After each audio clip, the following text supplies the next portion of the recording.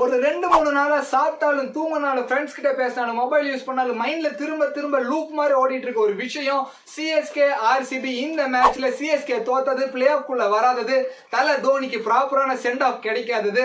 இந்த ஐபிஎல் சீசனோட ஸ்டார்டிங்ல ஆர்சிபி தொடர்ந்து தோத்துட்டே இருந்தாங்க. அப்ப எல்லாருமே யோசிச்ச ஒரு விஷயம், பாவப்பா இந்த மனுஷன் விராட் கோலி எப்படியாவது வின் பண்ணி கப் அடிச்சிட மாட்டாரா அப்படின்னு யோசிச்சாங்க. ஆனா இந்த மேட்ச் நடக்கிறதுக்கு முன்னாடிங்க சிஎஸ்கே ஆர்சிபி இந்த மேட்ச்ல விராட் கோலி ஃபேன்ஸ் எல்லாம் பார்த்து சைலண்டா இருக்கணும்னு சொல்லியிருப்பாரு. பயங்கர அக்ரெசிவா பண்ணிருப்பாரு. அவரு பண்ண இந்த விஷயம் நிறைய பேரை யோசிச்சுக்க வச்சிருக்கு.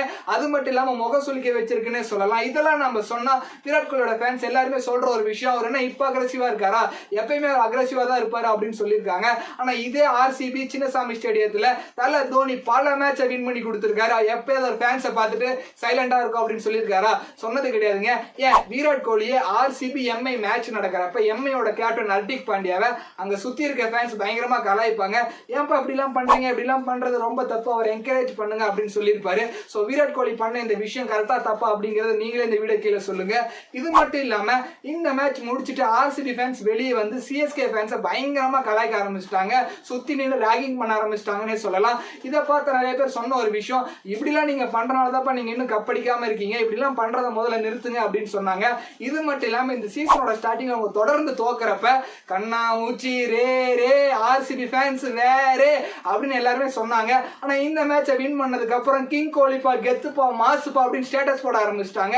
இந்த மேட்ச் முடிஞ்சதுக்கு அப்புறம் தல தோனி ஹேண்ட் ஷேக் பண்ணலாம் அப்படின்னு வெயிட் பண்ணிட்டு இருந்தாரு. ஆனா ஆர்சிபி வின் பண்ண செலிப்ரேஷன்ல பயங்கரமா என்ஜாய் பண்ணிட்டு இருந்தாங்க. டிஸ்டர்ப் பண்ண கூடாதுன்னு தல தோனி ட்ரெஸ்ஸிங் ரூம் போயிட்டாரு.